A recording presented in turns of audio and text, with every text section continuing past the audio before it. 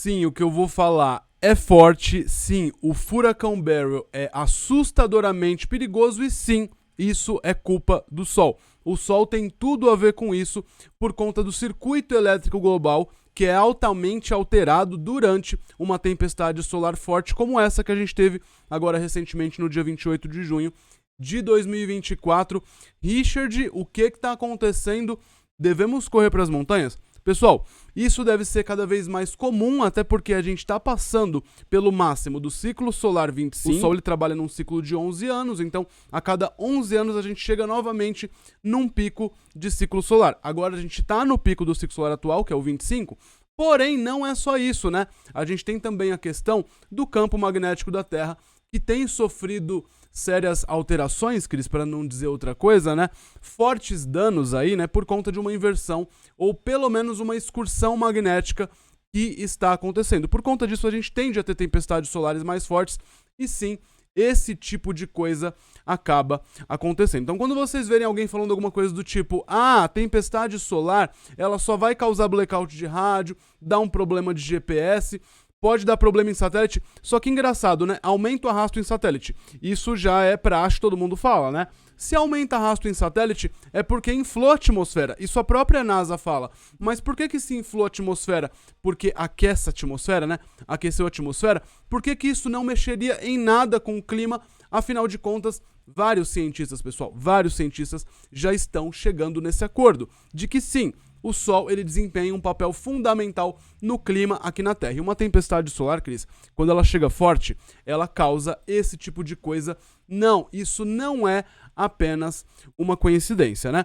Mas calma que eu vou mostrar tudo pra vocês, porque vocês sabem que quando eu mato a cobra, eu mostro a cobra. Porém, como diria Jack, que já tá pensando em correr pra alguma caverna, vamos por partes. Esse papel do Sol na nossa atmosfera, que acaba mexendo com toda a atmosfera, não é só com aquela camada mais superior, não é só com a ionosfera não, tá? Mexe também com a troposfera, que é onde as coisas estão acontecendo aqui, né? É onde cai a chuva, é onde a gente tá, basicamente. É essa camada mais inferior da nossa atmosfera. A gente tem camadinhas ali separadas, não. A gente faz essa separação, mas não, é uma coisa só, né? Claro, tem o papel mais fundamental ali que a gente tem em cada camada da nossa atmosfera, mas não, ela tem ligação. Por incrível que pareça, né? Ensinaram pra você desde criança que a camada da atmosfera, ela é cravada ali, né? Tem uma parte ali pronto. Tá aqui, pregado no céu. Pregado no céu, aqui muda completamente. Não, aqui tem uma outra mudança completamente. O que acontece aqui não pode acontecer aqui. Tem tipo uma régua pregada lá. E por aí vai. Não, pessoal, não é assim que acontece. E quando a gente percebe esse tipo de coisa, conforme a gente vai estudando, a gente vai percebendo, caramba, como que eu não me liguei nisso antes? Afinal de contas, os cientistas já estavam falando, mas nem tudo que os cientistas falam é escutado. Então, bora lá então, numa linha do tempo, pra gente entender como que foi isso que aconteceu com o furacão Beryl. 25 de junho, Centro Nacional de Furacões, o NHC da NOAA. Isso que vocês estão vendo é do site da NOAA, porque tudo que eu vou mostrar aqui pra vocês é do site da NOAA, tá? Eles percebem uma onda de calor, emitem ali um alerta, né? Lá no Mar do Caribe, poderia se tornar um ciclone tropical. Evolução para as próximas 48 horas, baixa, próximo de 10%. Dia 26 de junho, mais um alerta. Isso também tá no site da NOAA. Eu vou deixar tudo aqui, todos esses links, pessoal. Eu vou deixar aqui na descrição para quem achar que a gente tá inventando aqui alguma coisa, tá? 26 de junho, o NHC também, o Centro Nacional de Furacões da NOAA, confirma concentração de tempestades acontecendo. Uma tempestade tropical se formando e se move de 15 a 20 milhas por hora, o que dá de 24 a 32 quilômetros por hora, e a chance disso se desenvolver, né, para algo mais grave nas próximas 48 horas, baixa 10%.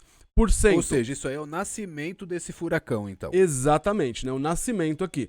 Aí aqui, ó, dia 27 de junho, tempestade desorganizada, aumento de velocidade para 25 milhas por hora, ou seja, 40 km por hora, mas está longe de ser considerado um furacão.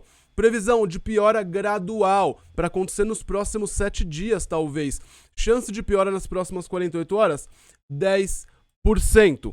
Dia 28 de junho, tempestade solar de nível G4. Então, só para entender, completamente até aí, inesperada, né? Até pelo que você mostrou, então, não tinha muita chance de um furacão, pelo que eu tô vendo aí nos dados. Não, até porque, apesar da temporada estar se iniciando, ela se inicia com furacões bem mais leves, se é que tem furacão no mês de junho, Ou né? seja, eles não previam um grande furacão, não tinha nada no radar. Não. Pegou todo mundo desprevenido. E aí, no dia 28 de junho, tudo começa, como eu disse, né? No dia 25, 26, 27, até aí tudo de buenas. No máximo, a gente tem ali uma tempestade tropical. E aí, no dia 28, bem, tempestade solar absurda.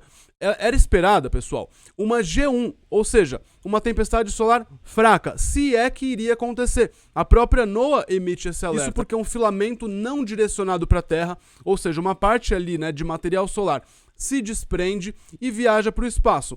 Pega a gente muito de raspão. Foi um soprinho do Sol, para falar a verdade. A velocidade do vento solar, pessoal, a gente que faz monitoramento do Sol já há anos, sabe que a velocidade do vento solar, em média, aí, gira em torno de 350, 400 km por segundo. O aumento foi tão sutil, que poderia ser apenas um vento solar comum de um buraco coronal, não de um filamento se soltando. Ou seja, a gente não teve um grande impacto aqui, mas sim, ele chega de forma desfavorável para a Terra, campo magnético interplanetário com BZ negativo em 18 nanoteslas negativo, ou seja, aquele componente de polo sul do Sol se conecta com o polo norte da Terra magnético e o polo norte magnético do Sol se conecta com o polo sul magnético da Terra, então dá aquele abraço perfeito. Poderia gerar uma tempestade solar? Poderia, talvez uma G1, como eles previram, no máximo uma G2. Uma marolinha. Não, chega aqui e se desenvolve rápido numa tempestade solar de nível G4. Severa, né? E ninguém conseguiu entender. Ok, poderia ser pior, como eu disse, do que uma G1? Poderia. Mas G4, severa. Uma antes de uma tempestade solar extrema para um pequeno sopro do Sol, ninguém entende nada. Isso é quase tão forte quanto a vontade de dar o like, não é? A vontade de dar o like também é fortíssima. Quem estiver gostando desse vídeo, não esquece, deixa o like aqui embaixo, se inscreve no canal e ativa o sininho das notificações para não perder nenhum vídeo novo. Richard, eu quero ajudar ainda mais o canal Galeria do Meteorito. Clica aqui embaixo em tornar-se membro ou em seja membro para ter acesso a conteúdo exclusivo e dar aquela força pro canal Galeria do Meteorito. Tem o nome de vocês passando aqui também, né? Inclusive, pessoal, vai ser atualizado de tempos em tempos, a gente atualiza aqui. Vamos atualizar os nomes dos nossos queridos patrocinadores do mês de julho, tá bom? E aí, olha a coincidência aí acontecendo, né? No dia 28, então, chega essa tempestade solar G4 absurda, completamente inesperada. No dia 29, Beryl se torna um furacão de fato. Tem olho de furacão, tem forma simétrica de furacão e é considerado pela NOAA como um furacão. No dia 30 de junho, caçadores de tempestades perceberam e começaram a mostrar que ele se torna de categoria 4. Depois isso é confirmado pela NOAA. Os ventos, pessoal, chegam a 130 milhas por hora. Isso dá 210 quilômetros por hora. Sim, isso é muito mais do que o necessário para ser considerado um furacão. Ontem, no dia 1º de julho, chega nas Ilhas Granadinas, lá no Caribe, e o efeito, pessoal, foi simplesmente devastador. Hoje, 2 de julho, ó, Hurricane Beryl, alerta da NOAA aqui, do Centro de Monitoramento de Furacões, e eles colocam ali, né, que Beryl permanece como um impressionante furacão de categoria 5, e vocês sabem que quando eu mato a cobra, eu mostro a cobra. E o Beryl, pessoal, ele é um recordista absurdo quando o assunto é furacão. Aqui eu deixei algumas imagens mostrando um pouco do estrago que ele faz naquela região das Ilhas Granadinas no Caribe. E não só, tá? Muitos desses vídeos que vocês estão vendo são de regiões mais afastadas, mas que já estão tendo os efeitos, né, de maré muito elevada, de ventania absurda, só dele tá chegando um pouco perto, tá? Esse é o primeiro furacão, Cris, da temporada de furacões desse verão lá do hemisfério norte. E ele é o maior furacão a se formar mais cedo da história. Ele é o furacão mais a leste da história. O recorde anterior era de 1933. E ele tem os ventos mais fortes para o mês de junho da história também, né? O recorde anterior era do furacão Audrey, em 1957. Nem chega a julho e ele já é o maior furacão de julho da história. Também se torna o furacão a evoluir mais rápido na história de um mês de junho. Será, Cris, que seria apenas uma coincidência que isso acontece justo no momento de uma tempestade solar G4 severa que chega aqui e pega a gente completamente desprevenido, né? Muitos cientistas ficaram surpresos. Muita gente ficando surpresa. Tem uma coisa, né, Cris? Quando muita gente fica surpresa com alguma coisa tem de errado, né? Deve estar faltando alguma coisa que eles não estão prestando atenção. Alguma peça desse quebra-cabeça tá faltando. Claro, não pra gente, porque aqui a gente... Tudo bem, ficamos surpresos? Ficamos. Eu fiquei de boca aberta, tanto com a tempestade solar de nível G4, quanto com esse furacão Beryl? Fiquei. Mas pelo menos a gente tinha o porquê da questão. A gente sabia, ok, chega e surpreende a gente, mas existe uma explicação por trás. Duas possibilidades. Ou eles não viram alguma coisa, ou eles estão omitindo justamente isso que a gente está falando. Será que estariam omitindo para não causar pânico? Ou talvez, né? Porque já se tem ali uma coisa pré-estabelecida do que são furacões, do que são tem pessoas tornados. que trabalham com isso há décadas. Já pensou ter que refazer toda a planilha deles de novo? Isso porque novas descobertas estão sendo feitas. Só que vai ter um momento, pessoal, que isso não vai ser mais segurado. Isso já está começando a sair de forma forte, de forma potente. E agora eu começo a mostrar pra vocês, porque vocês sabem que quando eu mato a cobra, eu mostro a cobra. Se liga nisso, pessoal. Esse é o primeiro estudo quando o assunto é tempestade solar, atividade solar chegando aqui na Terra, tá? Esse estudo, pessoal, tem uma coisa interessante, porque ele foi financiado pela NASA. Enfim, resumindo, uma revisão do fenômeno de onda eletromagnética de baixa frequência relacionado ao mecanismo de ligação troposférica e ionosférico. Camadas atmosféricas, aqui basicamente o que eles falam é o seguinte, eu deixei até sublinhado aqui essa parte mais interessante, eles falam que camadas atmosféricas não são separadinhas, né? Tudo tem uma influência nesse circuito elétrico global, inclusive efeitos aqui na anomalia é pior, como eu falei pra vocês, caso eu não tenha deixado ainda, eu vou deixar no card aqui em cima, tá? Abre aspas para esse resumo aqui, né? Revisamos os processos ionosféricos, bem como os fenômenos climáticos, superficiais e espaciais que impulsionam o acoplamento, ou seja, a junção entre a troposfera, essa camada mais inferior da atmosfera, e a ionosfera, que está lá em cima, né? Os efeitos dos aerosóis, distribuição de vapor de água, parâmetros termodinâmicos e processos de separação e eletrificação de cargas de nuvens na eletricidade atmosférica e nas ondas eletromagnéticas são revisados.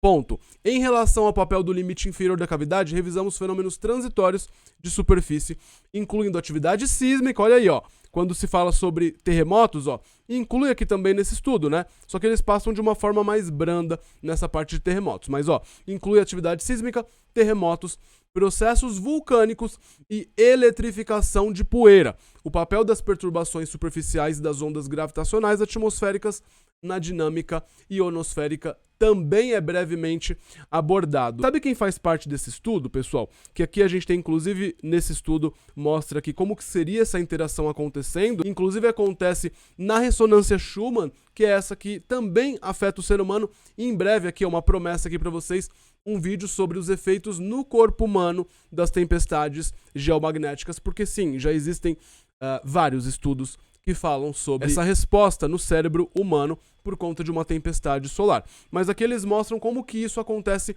na nossa atmosfera. E uma coisa interessante, pessoal, sabe quem faz parte desse estudo? O Fernando Simões. Esse que vocês estão vendo é o Fernando Simões. Ele é um cientista português lá de Coimbra. Ele é membro do painel de ciências atmosféricas da NASA. Ele é da divisão de ciência de heliofísica, ou seja, de física do Sol, da NASA. Ele é pós-doutorado do Centro de Voos Espaciais da NASA. E só um estudo dele, só um dos estudos, de dezenas de estudos que ele tem, né? Ele é citado mais de 400 vezes em diversos artigos científicos. Ele não é um teórico de conspiração. Não, nada a ver. Ele passou, pessoal, a maior parte da vida dele, isso sem contar com os outros especialistas que estão também nesse estudo, né, embasando ele, mas só falando do Fernando Simões, ele passa a maior parte da vida dele estudando. Não é só um diploma, Cris, pregado na parede, né? Ele estudou a vida inteira para falar o que ele fala, para chegar um influencer qualquer e falar, não, isso é mentira, ponto final. Chega a ser um desaforo. Você que joga pedra, provavelmente seriam condenando o Galileu, né? Na época que Galileu, quando ele falou que o Sol não era o centro do universo. Provavelmente você jogaria pedra no Galileu. É porque tem as por conta de uma descoberta científica. Tem as patotinhas, não é? Dos cientistas mesmo tem aquelas bolhas assim. Que nem quando o Copérnico também veio com aquelas ideias Sempre dele. tem. Um monte de cientista achou ruim. Não, a maioria sai, né? Não quer se misturar com a gentalha, digamos assim, né? Isso porque as pessoas vão fazendo novas descobertas e muitos têm dificuldade em aceitar novidades, mas a ciência, ela é movida por descobertas, pessoal. Então, aceita que dói menos, tá? Estudo 2. Isso que vocês estão vendo é o estudo 2. Todos os links eu vou deixar aqui na descrição mais uma vez para quem quiser se aprofundar ainda mais, tá? Estudo 2. Evolução de ciclones extratropicais durante condições geomagnéticas perturbadas. Durante distúrbios geomagnéticos, basicamente, a gente tem condições favoráveis para intensificar ciclones, furacões e tempestades. Isso porque aquece o nosso ar. Aqui eles colocam aqui, eu vou deixar até sublinhado aqui essa parte mais interessante, porque fala aqui que o ar ele é aquecido. E uma coisa interessante também, pessoal, é que a NASA e outras agências, incluindo a NOAA, por exemplo, né, que faz esse monitoramento, eles admitem, aumenta arrasto em satélite. Ok, aumenta arrasto em satélite por quê? Porque aquece a nossa atmosfera, infla a nossa atmosfera. O que não é dito claramente é que esse aquecimento da atmosfera acontece em todas as camadas da atmosfera. Não acontece só naquela fatia lá de cima da ionosfera, como seria muito interessante da gente ver em livros de escola, por exemplo. É porque a gente fez aquela comparação com o cachorro fofinho, tem outra boa agora, que é a atmosfera que nem uma lasanha. Ela é meio misturada, assim, né? Não tem aquela separação perfeita. Não. Da massa e o recheio. Então você vai aquecer só a primeira fatia da lasanha. Não vai acontecer nada lá embaixo. O presunto vai ficar gelado. Ele vai ficar completamente gelado. Não, pessoal, não é assim que acontece. E aqui vocês sabem que quando a gente mata a cobra, a gente mostra a cobra. Tem mais, Richard? Tem mais, bang! Se liga nisso porque esse é o estudo 3. Pessoal, existem dezenas de estudos. Eu peguei só 3 aqui para não ficar um vídeo muito maçante. Quem quiser pode pesquisar outros estudos, porque existem diversos estudos falando basicamente a mesma coisa. Nesse terceiro estudo que eu mostro aqui, nesse vídeo, eles falam aqui, né, sobre o papel dos fenômenos eletromagnéticos e alguns processos atmosféricos. Então, sério, é muita gente falando, é muito cientista falando a mesma coisa. Sim, o Sol ele tem um papel fundamental no nosso clima, no nosso planeta. Chega a ser até meio óbvio esse tipo de coisa. Mas sim, tem um papel fundamental em tudo que acontece aqui. Inclusive nesse furacão Barry, por exemplo, que como eu disse, é um recordista absurdo, né? Eu não sei como tem gente que ainda acha que não. Eu não entendo. Também não consigo entender. Então, lembrando, pessoal, também vale enfatizar, a gente tem também uma proteção, a nossa atmosfera também desempenha um papel de protetor solar meio que automático ali. Não só a nossa atmosfera, mas também o nosso campo magnético. Então, claro, a gente não está completamente exposto à radiação como se a gente estivesse no espaço. Ao mesmo tempo, se tivesse completamente isolado da radiação do Sol, durante o dia aqui seria noite, por exemplo, não passaria nem luz solar. A luz ela é uma faixa do espectro eletromagnético, mas existem todas as outras ondas do espectro eletromagnético, como raio-x, como micro-ondas, infravermelho, ultravioleta, e sim, um pouco disso acaba passando e chega até penetrar mesmo na superfície da Terra, inclusive isso seria o gatilho para terremotos e erupções vulcânicas. Para quem quiser saber mais sobre isso, já falamos, vou deixar um vídeo no card aqui em cima. Então sim, pessoal, tempestade solar de nível G4 deixou a gente de boca aberta, deixou muita gente, muito especialista de boca aberta, mas tem evidência aí de campo magnético mais fraco também. A gente tem que levar isso em consideração, porque sem isso simplesmente não haveria resposta para uma tempestade de nível G4 severa com um pequeno sopro do Sol. Para quem não viu o vídeo sobre inversão dos polos magnéticos da Terra que está acontecendo agora, enquanto você assiste a esse vídeo, vou deixar no card aqui em cima. E sim, o furacão Beryl é absurdo, deixou a gente assustado, mas no dia que teve a tempestade solar de nível G4, já liga o alerta, né? Opa, alguma coisa pode acontecer, alguma tempestade pode ser intensificada, e de fato isso é intensificado. Se a gente for pegar aqui, ó, uma coisa muito interessante que tem aqui nesse vídeo, se liga nisso, olha esse gráfico, pessoal. Isso, ele surge lá no dia 26, e ele tava lá baixinho, né? Olha o que acontece do dia 28 em diante, pessoal. A evolução desse furacão, dessa tempestade tropical, né, que se desenvolveu, né, e acabou se tornando um furacão e de categoria 5 agora, é absurda, e é justamente depois. Existem vários estudos, a gente não tá tirando isso simplesmente da cachola, né? Não matem o mensageiro. Afinal de contas, vivemos em tempos onde a ciência está sendo simplesmente ignorada, talvez para não assustar as pessoas, talvez é a única coisa que me passa pela cabeça, porque tem algumas informações que muitas vezes podem ser simplesmente ocultadas ou ignoradas, como a gente faria, sei lá, com um bebê ou com uma criança. Seguimos de olho no Sol, e sobre erupções vulcânicas, pessoal, sim, também tem relação com o circuito elétrico global, e olha o que aconteceu durante a tempestade solar extrema de nível G5, o chão ficou eletrificado. Claro, ninguém também falou sobre isso, mas eu deixo no card aqui para vocês. Aí, Richard, a minha internet pode acabar? É verdade aqueles rumores de que em 2024, talvez em 2025, a internet global acabe? Também falamos sobre isso. Para quem não viu, pessoal, eu vou deixar no box aqui para vocês, tá certo? Bom, pessoal, então basicamente é isso. De olho no sol e nas tempestades e furacões aqui na Terra e até a próxima. Fui. Tchau, tchau.